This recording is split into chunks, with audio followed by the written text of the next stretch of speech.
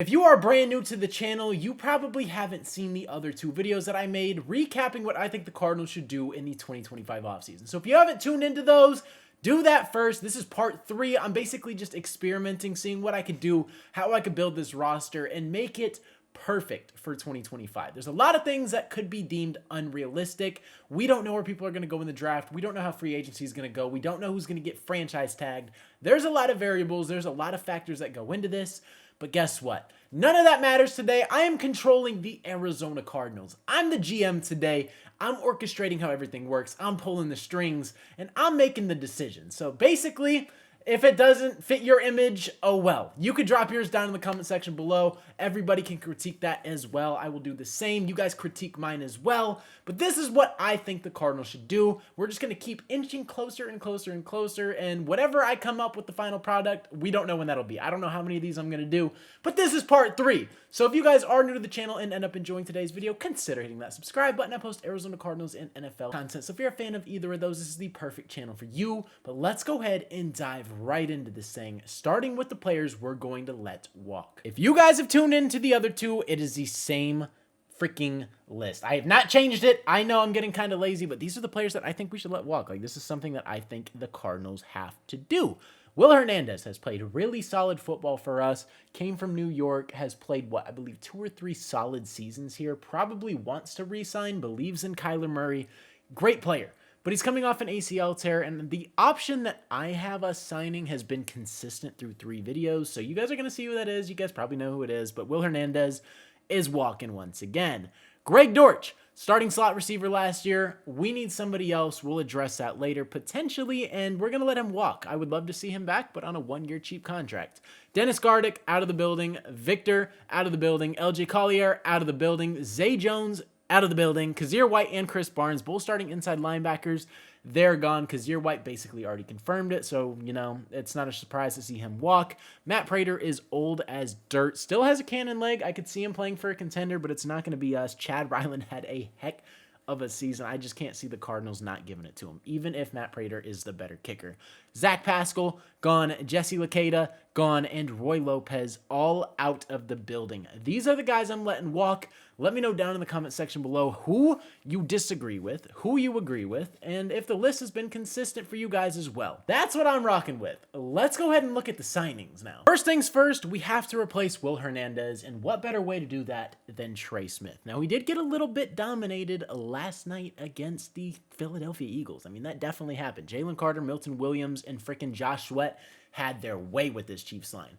Trey Smith, still a heck of a football player. One game doesn't determine your career. Just look at Patrick Mahomes, for example. I'm not saying they're the same caliber player, but Trey Smith is still really dang good. So the Cardinals need to bring him in on a 3 to 4 year contract. If we do that, that solidifies the interior line. We would be set. Then I'm going to stay consistent and say we need Hassan Reddick. This has to happen. If we do this, we are in a fantastic spot. Sign him to a 2-year deal. Milton Williams from the Philadelphia Eagles, the guy who had his way with this Chiefs line. We're signing him to a 3 to 4 year contract. Jacoby Brissett, bring that boy in. Best backup quarterback in the entire NFL. He's locked in with a 1-year deal. Kelvin Beachum, backup right tackle, 1-year contract as well. And you guys are probably thinking, backup?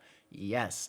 Backup. This is where things get a little spicy. And Evan Brown, starting left guard, bring him back on a 1-year contract. A lot of these things have been pretty consistent, but what's different is this thing right here. And we're going to talk about the cap casualties first because that does matter. Because if we don't do this, then we're probably not going to get some of these names. Cardinals are currently projected $72 to $73 million as it stands. But if we end up cutting Jonah Williams, which I think we need to do 1,000%, that saves us $10 million. I have come to the conclusion that Jonah Williams has to go. After the first video, I was teeter-tottering. Jonah Williams, you're out of here. And Jalen Thompson, this is a very tough one. I want to restructure him or trade him. There's no in-betweens. I don't think you can cut him in this position. I was very heavy on, hey, Jalen Thompson has to go. It saves $10 million. Let DTD step in. But no, my stance has really changed. If you can go fetch a 4th-round draft pick and do that, that would be a way better option, obviously.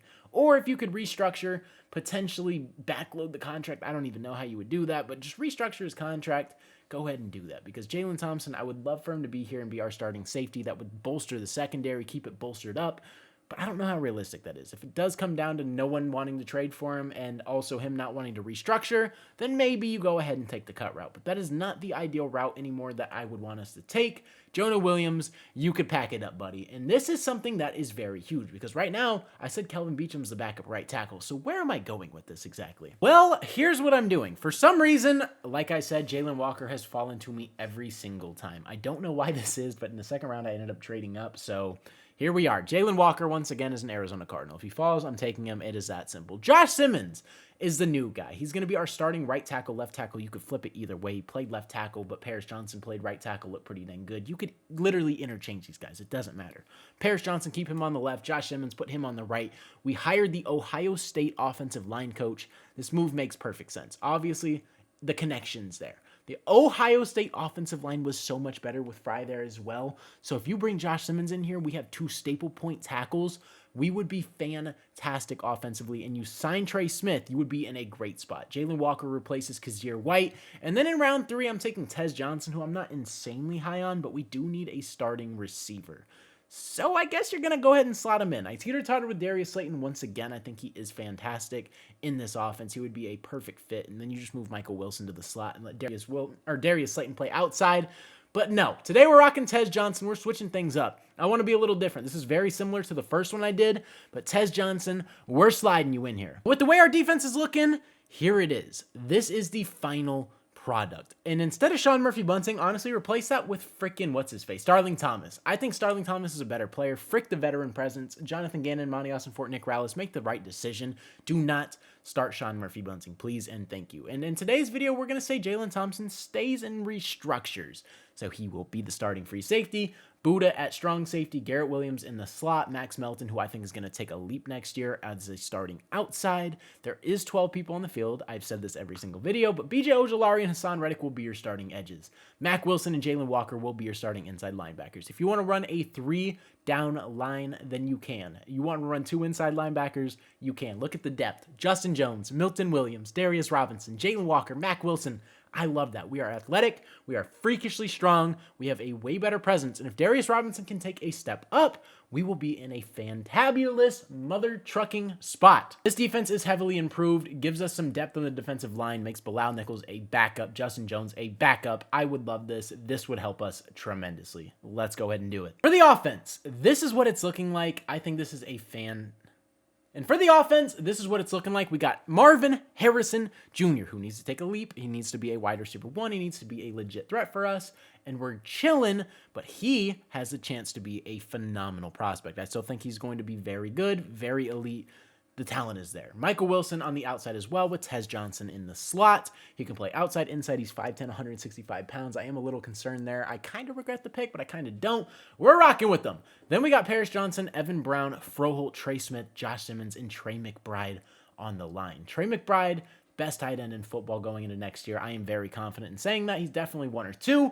And then you have Josh Simmons slotting in with Trey Smith on the right side. This gives Kyler Murray so much more protection. Evan Brown, I don't know. You might be able to get someone in round 3 or 4 better than Evan Brown. Like, genuinely, you might be able to. And if you can get a left guard who's better, by all means. James Conner and Trey Benson are your running backs with Kyler Murray and Jacoby Brissett at quarterback. This offense looks great. If we can get this, I think we're in a really good spot. Tez Johnson just replaces Greg Dortch. Josh Simmons replaces Beachum and Jonah Williams. Trey Smith comes in, replaces Will Hernandez. And we have a brand new offense. The offense isn't what needs help, but if you can replace your basically entire right side of the offensive line and get a brand new slot receiver, I think you got to do that. I think this looks a lot better than the other 2 I did. I mean, it's very similar to the first one, I believe, but this is a way better projection. If we can land this, I would be in a perfectly good spot. You guys let me know down in the comment section below how you guys are feeling about it, but I love this one a lot more. And if you guys are new to the channel, like I said, consider hitting that subscribe button. Arizona Cardinals NFL content posted here. Perfect channel for you. But like I said, man, that is all I got for today's video. Hopefully you guys did enjoy. It's been your boy Mythic. Peace out.